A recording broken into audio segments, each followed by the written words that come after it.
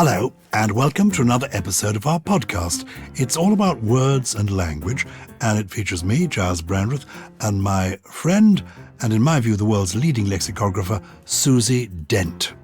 How did you get into lexicography, Susie? I think I got into lexicography in the loosest sense when I went to work for Oxford University Press, OUP, who are publishers of the Oxford dictionaries, and the most amazing place, really, with vast teams of people working on these dictionaries. So I went there and worked on bilingual dictionaries, French and German, Spanish, etc., and then came to English quite late. But I think words found me a long time before then, Gyles. I always, as you know, stared at ketchup bottles, and anything with the printed word upon it has always had some sort of magical allure for me. And yeah, right from one of my earliest memories was sitting in the bath looking at bottles. So you have no regrets about giving your life to the world of words? Oh, none. None. No. And that's a lovely thing to feel, isn't it? I feel very blessed for that. Well, it is interesting. You will find this hard to believe, but I went through a phase when I was a teenager of thinking I wanted to be a soldier. And anybody less soldier-like than me is hard to imagine. Of course, I didn't think I'd be a soldier, fighting in the front line. I thought I'd be doing sort of security work, undercover operations. That was my idea of being a soldier. And I think I thought that because my father talked a bit about his experiences during the Second World War. Did your father do national service? He did. He was in the RAF and he went to work. I think we've talked about this before in the pod. He worked in Gibraltar as an air traffic controller, which is a fairly hairy place to be an air traffic controller, I have to say. But yeah, and he loved it actually. But it's one of those things, isn't it, where I think many people wish that they had asked more questions. And yeah, I wish I had about his time there, but he was also quite reticent about it too. So people are reticent. People were reticent, particularly about the Second World War. Yeah, he was after that, I should say. Yeah, of course he was. He was, of course, absolutely. Yeah. And I know about Gibraltar. We did talk about it before because I remember saying how whenever I've been to Gibraltar, how alarming it is because the aeroplane sort of lands literally over the main road. Yeah. They close the road to the airport so that the aeroplanes can land at the airport. The reason I was going to talk about the Second World War is, as I think I may have mentioned, I recently read a book called Looking for Trouble by Virginia Cowles, and she was a war correspondent, an American, but based in Britain in the 1930s and 1940s. And she wrote a remarkable book, which has recently been reprinted by Faber. It was first published during the Second World War, and it was an account of, first of all, the Spanish Civil War and then the early years of the Second World War. And it is extraordinary. It's very vivid, it's very alarming, and it has remarkable echoes, those times, with currently what we see on television with the Russian invasion of Ukraine. So we thought today we'd talk a little bit about World War II, or was it the Second World War? Which would you refer to it as? I think now I would say the Second World War, and I had it in my mind, and we were talking about this in the 2 minutes before we came on air, so to speak. I had it in my mind that style guides now recommend the Second World War, but looking it up, it seems the Americans prefer, in American English, World War II, and we prefer the Second World War. It's interesting, my parents sometimes gave the impression that the Second World War was in a way the happiest time of their lives, which seems very odd. And I remember discussing this with the psychiatrist, Dr. Anthony Clare. And I said to him, why would this be? My mother, during the Second World War, she lived in London with my older sisters. They were about 10 years older than me. They were little babies. But bombs were falling near the flat where she lived. And my father, for 6 years during the Second World War, he was in the army all over the place and risking his life. I said, why did they talk about the Second World War occasionally as a happy time? And he, Dr. Clare, said, that's easy to explain. People like your mother, yes, bombs were falling, but there was a sense of community in London, a sense of shared values, common fighting spirit. And that sense of community makes people quite happy. Yeah. And yes, of course, your father, the soldiers, the sailors, the airmen and women, but mostly airmen, soldiers and sailors, they were risking their lives on a regular basis during the Second World War. But also, they were being tested.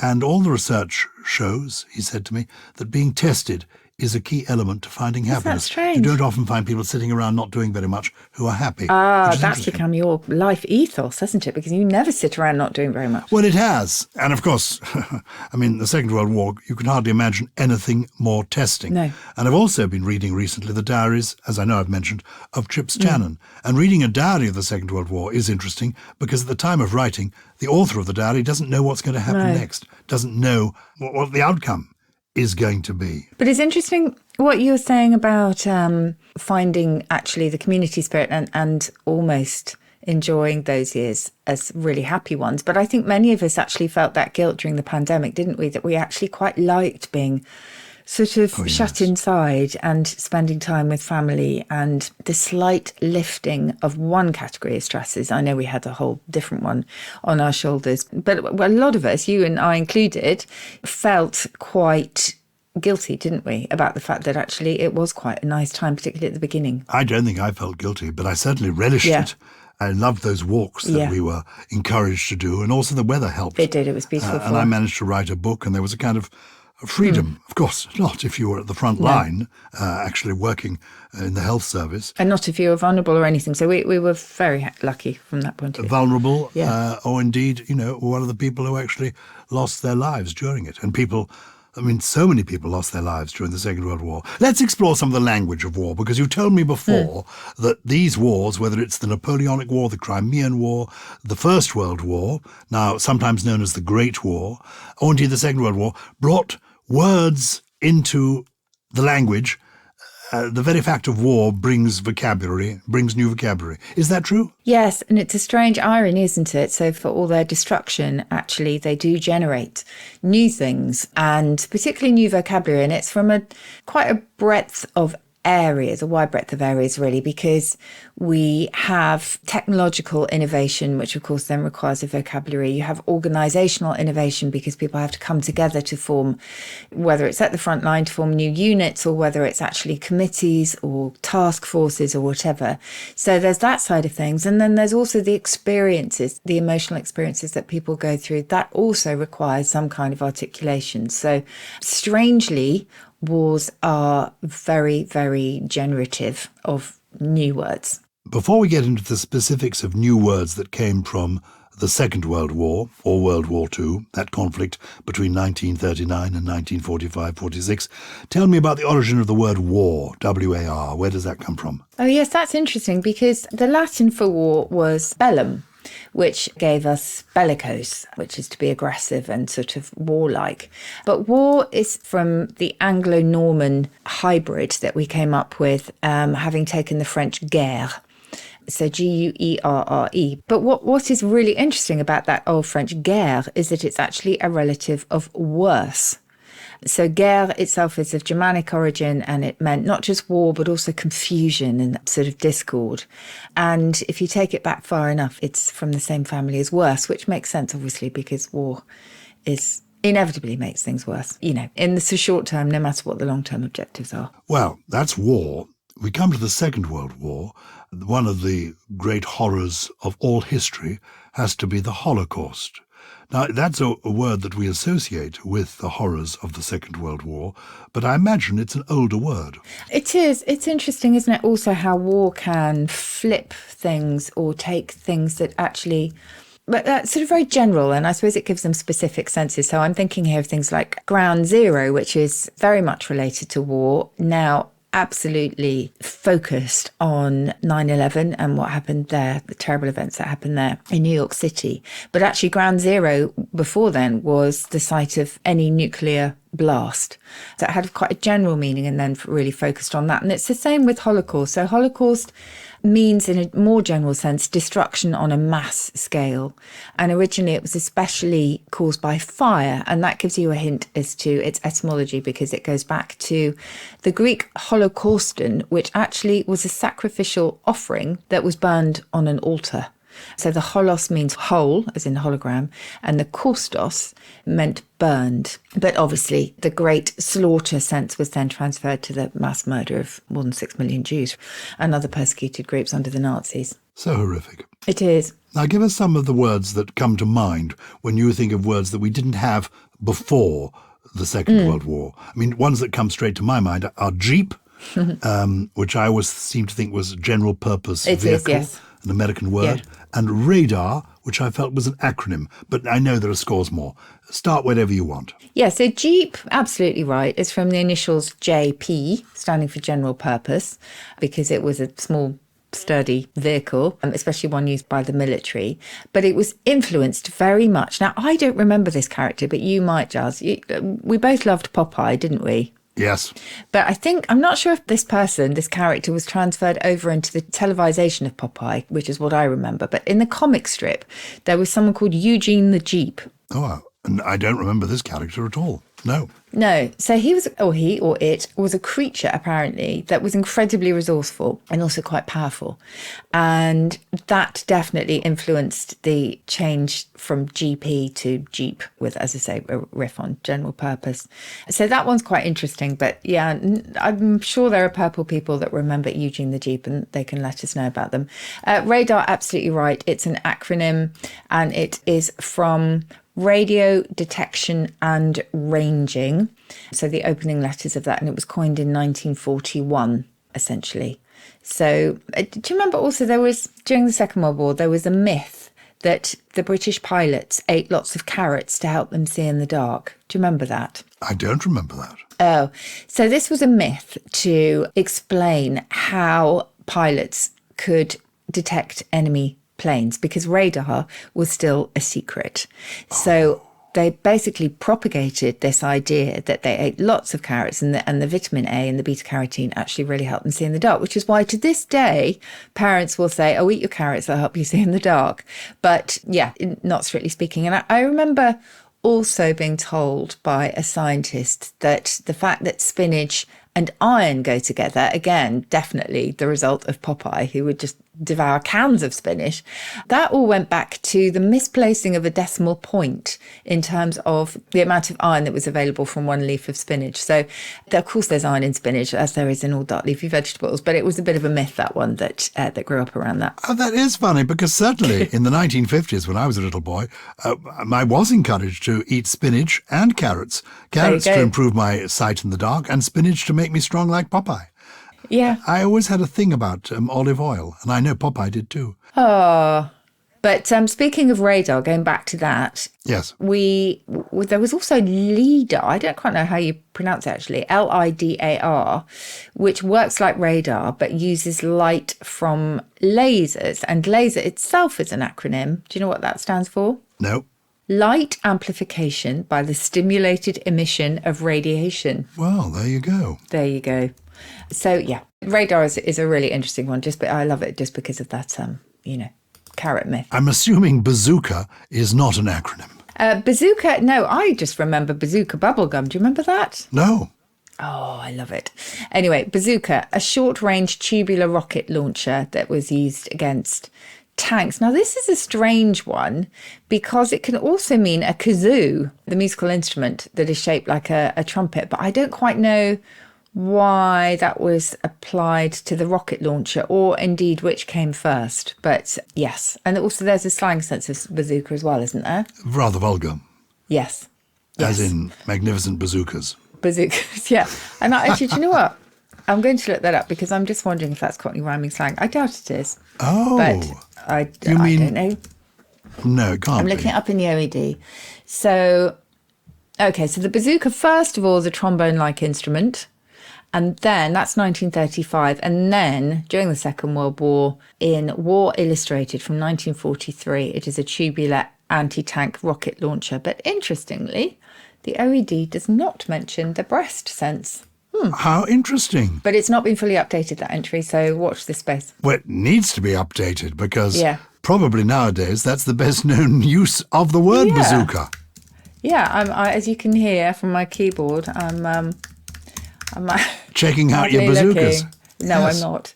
I'm just checking them out online. No, nobody seems to be mentioning this. We've suddenly gone very coy. Isn't that weird? It will be in the Urban Dictionary, surely. Well, check it out. Otherwise, it's all over the world. They've been writing to us about their bazookas. It won't give us the etymology, I'm sure. Yeah, so that is definitely in there, but it doesn't say where it comes from. So, okay, so we're not imagining it, but yeah, I'll check it out with the OED in a slightly awkward email. Also, it is, yes, actually, I mean, I assumed the bazookas, as in the breasts, came from the rocket launchers. But maybe it comes from that musical instrument that predates the rocket launchers. So the rocket launchers were named after the instrument. Yeah, absolutely. Gosh. I'm not going to ask how you get from the rocket launcher to the boobs, but No. Anyway, moving swiftly on. Yes, give us some more. Yes. So have you heard of the word a quisling? I have heard of a quizzing. So you will know about this man, won't you? Well, no, tell us more, tell us what you know about him, but I do know a quisling was a kind of treacherous figure. Yeah, so in 1940, a man who was pretty much known as a quiet dreamer actually changed the course pretty much of the Second World War. So he was a Norwegian called Vidkun Quisling, and he had spent 12 years in the Soviet Union, and he had originally had a firm allegiance to communism, but actually that began to fade, and it inspired... Well, so he was inspired instead by the desire to set up a right-wing political party in his own country, in Norway. So in 1939, he held secret talks with Adolf Hitler, and he asked the Germans to support a coup d'etat in order to help his, Quisling's, National Union Party assume power. Hitler actually refused, but his own army went on to occupy Norway. And after that, he did eventually reinstate Quisling as a sort of puppet leader. So Quisling then became enshrined in the history books as the archetypal traitor to his country. And he proclaimed his innocence to the end, I think, but that didn't really wash. And he was executed by firing squad at the end of the war. But Quisling today means somebody who betrays their own country by collaborating with the enemy. Hitler, of course, known as the Führer, and the Führer means leader. What does it mean? Yeah, absolutely. Yeah, simple as that. And that's an old German word, but it became, it's now attributed to, when you describe anyone who thinks of themselves as a leader, in an unpleasant way, as a Führer, yeah? Yeah, absolutely. Yeah, and of course, inevitably, we adopted lots and lots of German terms. I mean, I think the British soldiers, and maybe the American soldiers as well, would call the Germans Fritz, wouldn't they? Just taking any generic first name. Yes, that I think goes back to the First World War. Oh, does it? Okay. Well, I don't know. I imagine it does. You might be right, actually. Let me look it up. Yeah, it's interesting because we talk now about something being, well, we used to, something being on the fritz, and that was during the First World War. And if something was on the fritz, that was an allusion to cheap German imports into the US. But yes, you're right, especially a soldier in the First World War, often used as a nickname for a German. You're absolutely right. And that, of course, is from Friedrich. And I imagine the First World War also gave us Tommy as a nickname for British soldiers. Yes, Tommy Atkins, wasn't it? Yeah. And we got a Panzer, which was a German armoured unit, and that comes from the German Panzer, which means a mail coat of armour. We got Blitzkrieg as well. You know, that too had been around for a little while, but that is very much associated with the Second World War, and that means lightning war in Germany. So that's an intense military campaign. Blitz means lightning. The word blitz means lightning in German. Yes, Donnerblitzen famously. Yeah, so, we have Luftwaffe, of course, which is, none of these, of course, to the British mind, are associated with anything other than destruction. But of course, they were quite generic German terms before then. But Luftwaffe means air weaponry, really. So they were the German Air Force. And yeah, so inevitably those tended to come in. And of course, Nazi itself is from the German Nationalsozialistischen. We still use the phrase kamikaze, don't we? Which is that, as in the kamikaze pilots who were sent on suicide missions. They were Japanese. It's a Japanese word. Yeah. Does that date from the Second World War? Yes, it does. So those were Japanese aircraft that were loaded with explosives and then made a deliberate, suicidal crash, really, didn't they, on enemy targets. So kamikaze actually goes back to, kami in Japanese means divinity, and kaze was wind. So it was a divine wind. And the reason for that is it referred originally to the gale that in sort of Japanese tradition really destroyed the fleet of invading Mongols in 1281. So a divine wind came in and saved them all from this invasion. And for some reason, the pilot of a kamikaze aircraft was seen to have the same benevolent and, force and a saving force. They were saviors in their eyes as that divine wind. It's a strange one. It's so horrific, all this, thinking about war, seeing war on our television screens is so horrific. Thinking about the Second World War, the First World War, known as the war to end all wars, it never did. Wars have been with us for thousands of years. Am I right that in the Second World War, the prefix mega came in, talking about mega bombs? Or have I invented that? No, mega. It does come from the measurement of bombs. So 1 megaton is 1 million tons of TNT. So I'm just going to look at the first reference to that in the OED, see where that gets us. But yeah, it's interesting because now mega is, it's just applied. Oh, that's really mega. It's used on its own as well as a prefix, isn't it? It is. So mega chiefly is an intensifier in slang. That dates back to actually 1966. And as a combining form or a prefix, ultimately from the ancient Greek. And used in lots and lots of different ways, actually, from the 17th century, etc. But I think in terms of it meaning very large, it's very old. But in terms of a kind of, specific scientific sense, it probably does go back to that bomb making, which is... again, not particularly nice. But life changed, didn't it, under the war? And so many words. There was a lovely book published while I worked at OUP, actually, called 20th Century Words, which was written by John Ato. And he looked at every single decade of the 20th century. It came out, as you would expect, in the year 2000.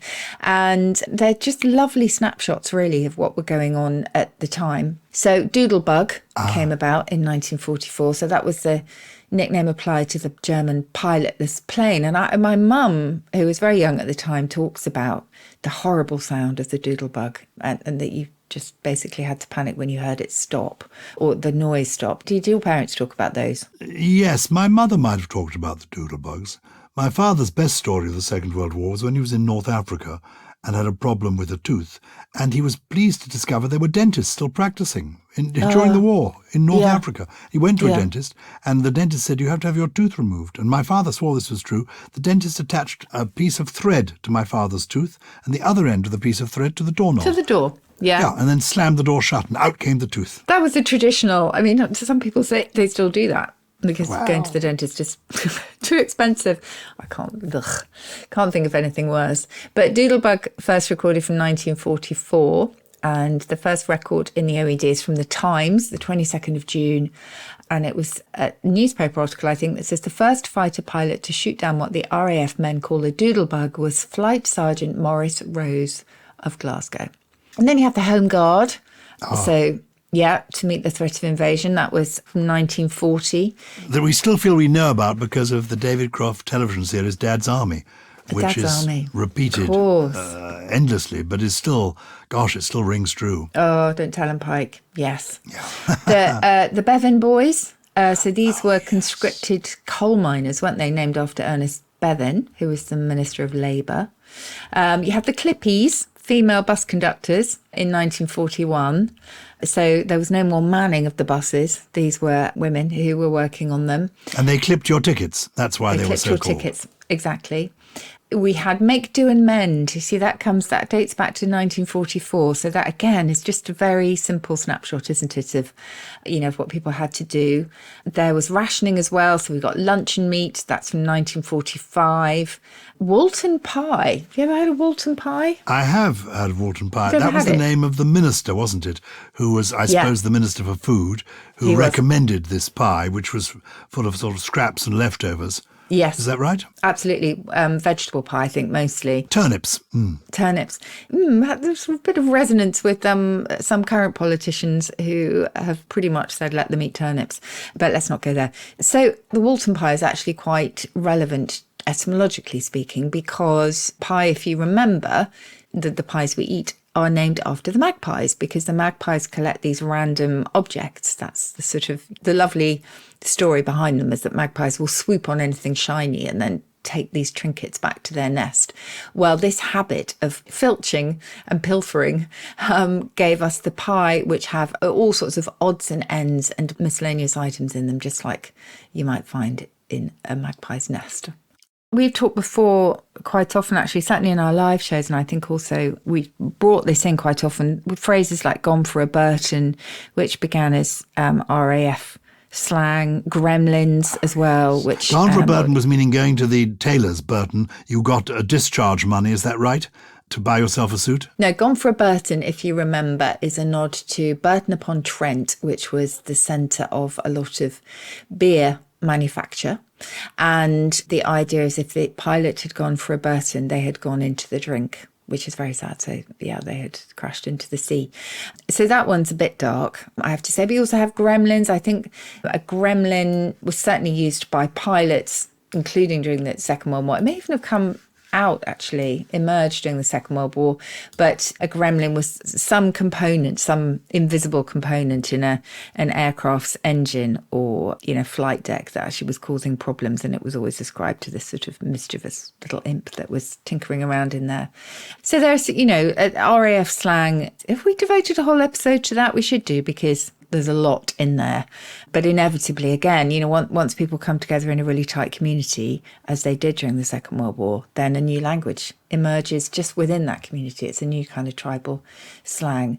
And they talked about angels, which were the height above ground. They talked about bandits, which were the hostile aircraft. Stooging, which I quite like, which means flying aimlessly. They would say get weaving, which means to start really briskly. They talk about shaky doos, which were close shaves, prangs for the crashes, and tail end Charlies. Do you know what tail end Charlies were? Well, people right at the end, but yeah, of rear something. gunners, essentially. I see. The people gunners. in the aeroplanes were known as Yes. tail end Charlie. Is Yes. the person who were right at the back who was firing the guns out of the rear of the aeroplane. Yeah. Gosh. So the kind of stress and the comradeship of war, really, what I think John Nater called it, whistling in the face of adversity. That's, that you can feel that rippling through a lot of the vocabulary that emerged as well. Yeah. They were heroic people, the people on the right side, and probably the people on the wrong side. Many of them were heroic too, in their own way. Oh, dear. Oh, absolutely. I mean, absolutely. You only have to, think about Christmas Day and then sort of, I never quite know how romanticised this is, but, people often talk, don't they, about the truth. This is a First World War story, isn't it? You mean the soldiers... Did they not do that during the Second World War as well? I know, obviously, the trenches were... I totally associate it with the First World War and the people on the enemy lines coming up and having a truce and playing football in no man's land between the two lots of trenches. I just think that makes me so sad, in a way, as well as happy. Do you know what I mean? It's a merry go sorrow type. Oh, that's a good situation. expression. Merry go sorrow. Merry go sorry or merry go sorrow. Yes, it's life is one big merry go sorrow, really. It just means it goes round and round, and you get joy and you get sadness and you get joy and joy. Well, I think that's a very good word to end on our little discussion of the Second World War, with echoes of the First World War and all other wars within it. Merry go sorrow. That's what life is all about. But Something Rhymes with Purple is all about the purple people, and they get in touch with us. And if you want to get in touch with us with recollections of your parents or grandparents and their wartime lingo, you just communicate with us. It's purplepeople@somethingrhymes.com if you want to send us an email. It's a new email address, purplepeople@somethingrhymes.com. Now, have we had messages this week? We have, and the first one is it's a very relevant one, actually, because I work on a programme called Countdown, as many of the Purple people might know, and one of the things that our erstwhile presenter Anne Robinson used to get really irked by is people saying, I was sat reading a book. And she'd say, no, I was sitting. And this is what this one is about. It comes in from Suzanne, who says, I'm increasingly baffled at the changing nature of the past tenses of the verb stand and sit. It seems most people now say I was sat on my own rather than I was sitting on my own. Also, I was stood waiting there instead of I was standing there waiting. My question is, am I correct? If not, when did these verbs change? Does this irk you, Gyles? Well, it used to irk me until you told me that Shakespeare did this. So that I changed my view, because anything that Shakespeare does is all right in my book. Oh, well, actually, we've been doing it for a very long time, but I have to say that it has been regarded pretty much as non-standard or dialectal use. That's the label that you will find in the Oxford English Dictionary. So, yes, we have been doing it for a long time, but it hasn't really become standard, but it is being noted as something that is very much on the increase. So, yes, you will find in Shakespeare's lover's complaint in the sonnets, he again desires her being sat. You will find. But actually, some of the first references go back even before then to the 15th century. So, yeah, it says in the 19th and 20th centuries, regional and non-standard, but increasingly common, but recorded since Middle English. So that's sat, and the same to be stood. You will find exactly the same note there, that it's regional and non-standard, but that it's definitely on the increase. And the first reference we have there is a bit later, 1860, in a report on the Commissioner's corrupt practices at the Gloucester election. Someone says, I was stood at the door smoking a pipe along with a friend I knew from Birmingham. So, Suzanne, I can say it's been around for a very long time. I would say most teenagers now would say I was sat rather than I was sitting. That's from my experience, anecdotally. And it's definitely on the rise. And at some point, it might pivot and we might go back to where we were, or actually it might become seen as being a standard and actually then be recorded in the dictionary as such. So it's just a question of evolution, but I understand how it does get on some people's nerves. Balderdash, that's not my reaction to what you're just saying. That's what I think you want to talk about next. Yes, a lot of people ask me about words for nonsense, and there are fantastic synonyms for something that is nonsense. So something might be flim flam, it might be codswallop, it might be bulductum. I mean, there's a lot of old synonyms in the historical thesaurus for a load of old tripe, and balderdash is one of them. And a lot of them go back to food and unappetizing food. So we talked about the pie and all the different ingredients going in there. Wait to hear about balderdash. So in Shakespeare's time, you will find balderdash not referring to rubbish, as we would do it today, but as an unappetizing, frothy liquid. And that liquid in question might contain milk mixed in with beer. There are some recipes recorded that include quicklime and, wait for it, pigeon's dung. Actually, do pigeons produce dung? Probably poo. And so you can see from that how this meaning of sort of some vile, horrible detritus came in. And from there, the metaphorical sense of, as I say, a load of old rubbish. Good. Well, if anybody's got queries that they want to have unravelled by Susie, you know where we are, purplepeople@somethingrhymes.com. What you give us every week, Susie, are 3 interesting words or phrases that once were commonplace, but now aren't, and you'd like to see them revived. Yes, not all commonplace, I have to say. So I do occasionally select words that didn't really have much of a time, even in their day.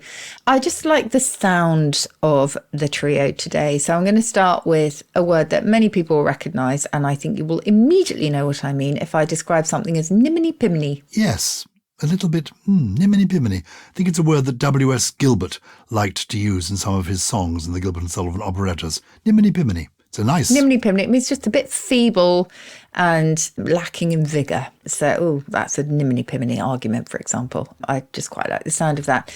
Then number 2, I think, is very useful, particularly if you're biting into a very sour apple. Scringe. And to scringe is to screw up the face. So you imagine a really puckered face, you're scringing. And finally, I may have had this in one of my trios before, but I'm trying, as you know, to put weight on. And so I'm trying to become a slap sauce. And a slap sauce is a centuries-old description of a glutton. Oh, very good. Yeah. Well, I've been trying to think of the right poem to read today with reference to war. And the one I've chosen, I assumed was written during the Second World War. It's a famous poem by John Betjeman, later the poet laureate, and it's about the town of Slough. So you know already what the poem's called, don't you? I do. Yes, I do. And what is interesting, I assumed it was written during the Second World War and was to encourage the bombing of Slough. In fact, it was written before the Second World War.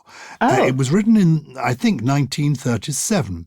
And Slough, which is a town in England, and actually I've been there, I like it, I know it, it's not far from Windsor. It's a lovely place. But in the 1930s, a huge new trading estate was opened. I think something like 800 factories were put up just before the outbreak of World War II. And John Betjeman didn't like these and wrote this poem that was controversial then, remains controversial now, and I think in later years he perhaps regretted some of the harshness of it. But, well, you'll see what the poem is about. It still doesn't have much of a reputation, does it, Slough? And I wonder if it's because of its proximity to Windsor, which is seen as being the much sort of smarter bit, isn't it? And I think it's also because of this poem. Yeah, this poem. Which may be unfair, but here we are. Come, friendly bombs, and fall on Slough. It isn't fit for humans now. There isn't grass to graze a cow. Swarm over death. Come, bombs, and blow to smithereens those air-conditioned bright canteens, tinned fruit, tinned meat, tinned milk, tinned beans, tinned mines, tinned breath. Mess up the mess they call a town, a house for 97 down, and once a week a half a crown for 20 years. And get that man with double chin, who'll always cheat and always win, who washes his repulsive skin in women's tears. And smash his desk of polished oak, and smash his hands so used to stroke, and stop his boring dirty joke, and make him yell. But spare the bald young clerks who add the profits of the stinking cad. It's not their fault that they are mad, they've tasted hell. It's not their fault they do not know the bird song from the radio. It's not their fault they often go to Maidenhead and talk of sport and makes of cars in various bogus Tudor bars, and daren't look up and see the stars, but belch instead. In labour-saving homes with care, their wives frizz out peroxide hair, and dry it in synthetic air, and paint their nails. Come, friendly bombs, and fall on Slough, to get it ready for the plough. The cabbages are coming now. The earth exhales. I love that sort of tinned minds, tinned breath. I mean, I'm with him on this whole sort of intensive production type, approach. Yes, I mean, basically it's a cry against modernity and the things that modernity brought even back before the Second World War, with these new offices, office blocks, homes that were high-rise, factories. He didn't like any of it, and he never did, and in many ways he was right. So there we are. But there we are. If you thought it was a Second World War poem, it wasn't. It was really a poem against modernity written in the 1930s. Brilliant. Thank you for reminding us of that one. Well, we hope you really loved the show today. Please keep following us on, wherever you get your podcasts, essentially. And do please consider the Purple Plus Club for ad-free listening and exclusive bonus episodes on words and language. Something Rhymes with Purple is a Sony Music Entertainment production produced by Naya Deo, with additional production from Hannah Newton, Naomi Oiku, Chris Skinner, Jen Mystery, and Richie. We've got Richie today. We got Richie today. Who cares about Gully? That's a word from an earlier war.